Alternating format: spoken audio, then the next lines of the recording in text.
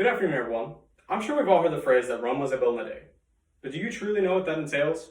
Today, I'm going to talk about the creation of Rome, its military expansion and internal struggles, and eventually the decline of Rome.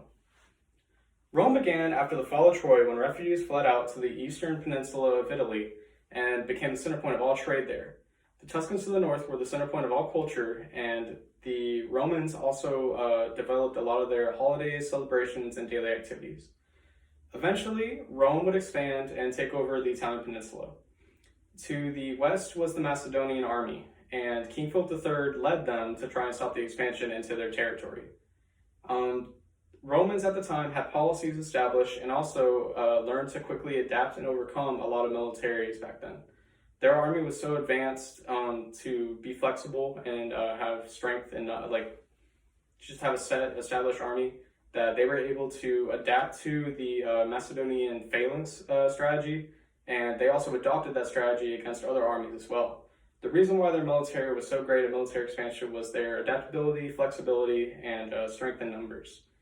So after they would defeat the Macedonian army and also the Gauls to the north, which was a location where lots of tribes were, they were ununified at the time.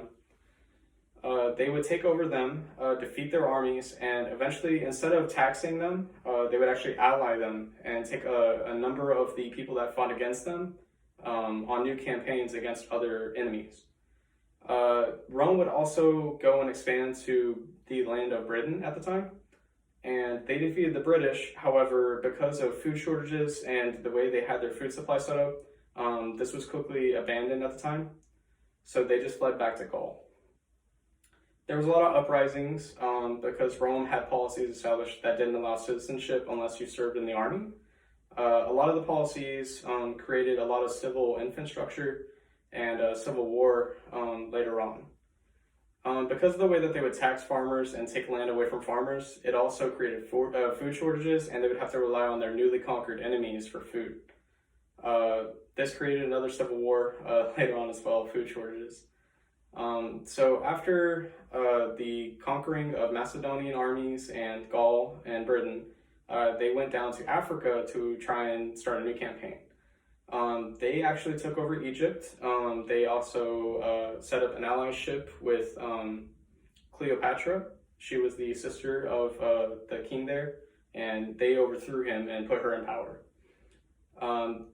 They eventually had to fight the Numidians and take over the siege of Carthage.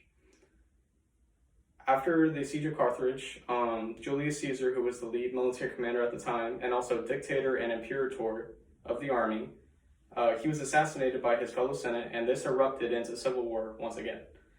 There was two civil wars in Rome, and the first one was against Pompey and Julius Caesar.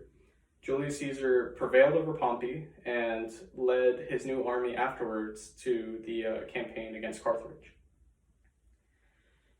The second civil war was between Octavian and Cicero. This was because a lot of people had hailed Julius Caesar as the true dictatorship of the Roman Empire, and a lot of people were upset about his death. So a lot of the Senate was split into factions, the Caesarian faction and the Pompeian faction. And this was the internal struggle in Rome at the time. A lot of the Senate were split, and so a lot of policies that were actually passed weren't good for the citizens. It was just to pay off the veterans that they had, which they accumulated a lot of since they had a lot of allies that fought with them. They weren't able to pay their debts. They weren't able to supply their people with food. They weren't able to supply their people with land, and they absolutely hated land reforms, any type of reform, mostly because the Caesarians were liberal in the fact that they wanted reforms, and Pompeians, they were really Republican. They did not want reforms at all, and they were actually the majority in the Senate. Rome fell to barbarians after Julius Caesar and the Second Civil War. There was a lot of infighting in the Senate, and so a lot of people would flee to go to the west, where they established the Byzantine Empire because they had a lot more enemies to the west. They wanted to settle a new capital there, so that way they could be closer to their enemies. Rome fell to barbarians, and a lot of the eastern side of the Roman Empire fell to the Gauls, the Germans, and the Spaniards. Yeah. For my references, I looked at the YouTube channels Invitica and historian Cilium, as well as the Historia channel. Thank you.